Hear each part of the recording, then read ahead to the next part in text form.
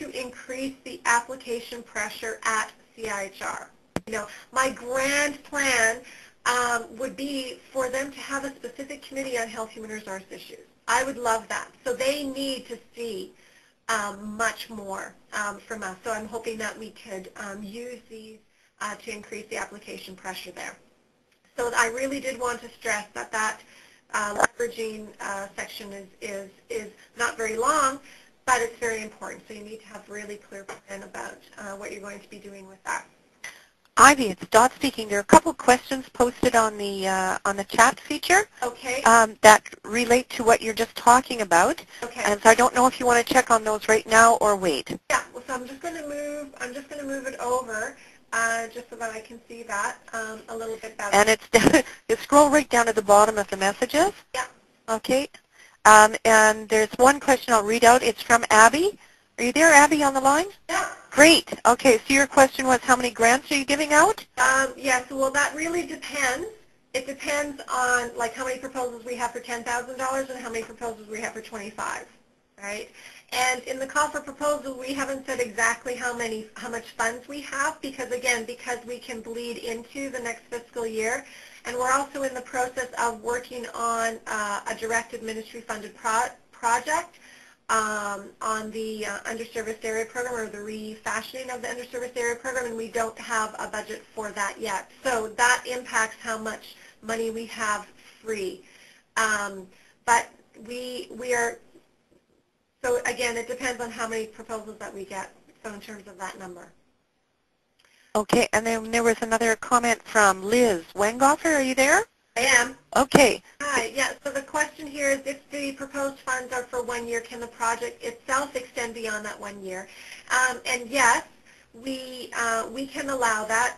I mean, they're small amounts of funds though, right? So I suspect that you could get it done within 1 year, but we would be flexible in allowing you to extend beyond. Keeping in mind, we have to fill in an annual report to the ministry. So it would be great for us that we can report, you know, on the productivity of the funds that we've put out. But in terms of our accounting purposes, we need to get the money out in a particular fiscal year. The deliverables, if you do get funding, we can negotiate when those happen.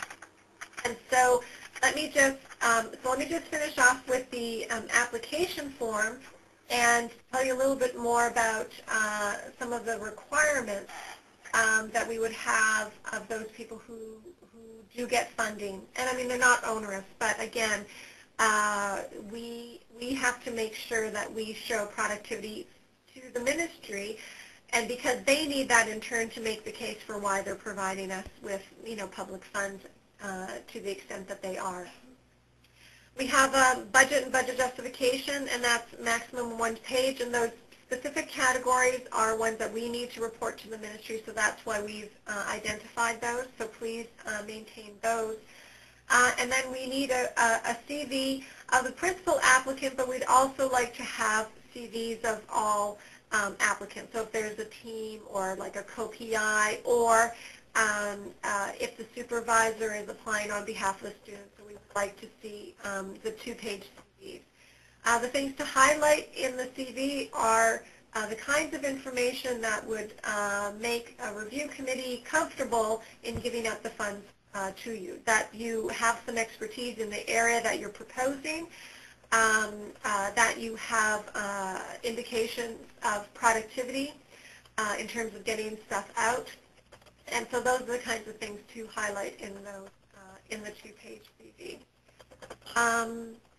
Okay, so are there any other questions about the application process? I'm sure that there are several.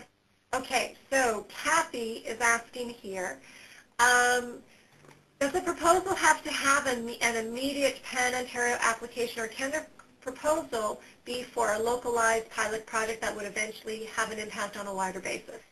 Yes. So none of the projects have to be Pan-Ontario. Projects have to be based in Ontario.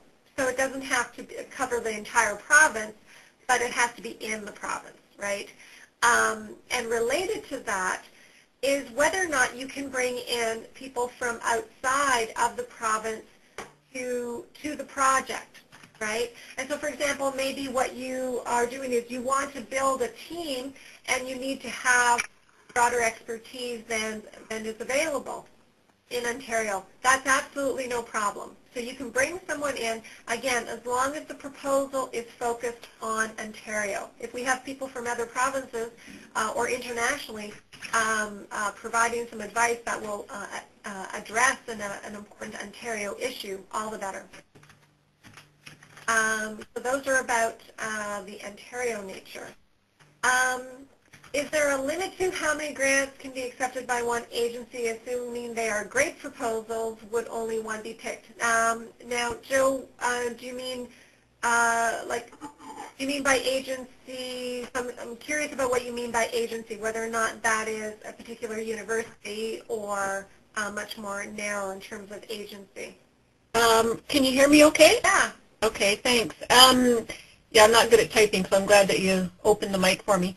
The specific example is that Ray Pong from Craner approached me to work on a registered dietitian workforce strategy for Northern Ontario because there are huge recruitment and retention problems. Right. And then when I saw this call, I said to Ray, well, geez, maybe we should apply. And he said, well, you know, I've already got some ideas for another proposal that Craner is partnering in or whatever. So he didn't feel that it would be appropriate or maybe lessen his opportunity to have, you know, his main one reviewed or whatever. So that's really the essence of the question. Okay. Well, it's kind of like, you know, when you submit applications to CIHR, right? It doesn't look so great if you give like 2 grants out to the same PI. But, you know, if people are co-investigators on it, that's not as big of an issue. Okay. So, and it really all depends on how many proposals that we get and, you know, quality. Right. And we have, in terms of who's reviewing the proposals, we have someone from outside the province. We have people within the province who are not applying. I'll be on the committee. And then we have representatives from the ministry and Health Force Ontario too, again, and that will kind of help identify whether or not we could consider one to be in the ministry responsive category. I see. Okay, thank you. Yeah, so that's the review committee and process. Now, the other thing that we could do is that, and we will be doing this kind of thing, you know, for example, if there's a proposal that, you know, getting there, not quite ready, we'll provide some advice for how it might be shifted, and then that could be resubmitted in the next fall. We could do that as well. And because, again, we really do want to build capacity, so we're just going to be telling people, no, we're not going to fund that. Right, okay. We're going to say what needs to be improved, because we do want to fund, you know, as much as we can. Okay, great. Thank you. Okay, Liz has another question. Can we safely assume that the 5-page proposal is exclusive of references, tables, figures, etc.? Yes. So the 5 pages is text. Keeping in mind, we tried to limit it to 5 pages so that it wouldn't be onerous for you, but that it also wouldn't be onerous for our reviewers. So we want to so keep it tight. But if, you know, the references are not included, then that no. And if you need to include a table or figure, you could put that in an appendix, or if you have, you know, your interview guide or questionnaire or something like that that you want to look at. But yeah, keep in mind that you want to keep your committee happy. So be succinct and to the point. And okay. Are you taking questions by phone? Yes. Oh, okay. Because I think I'm having difficulty typing anything here. Yeah. No, go ahead. Josephine Etoa. My question is related to the Ontario focus again.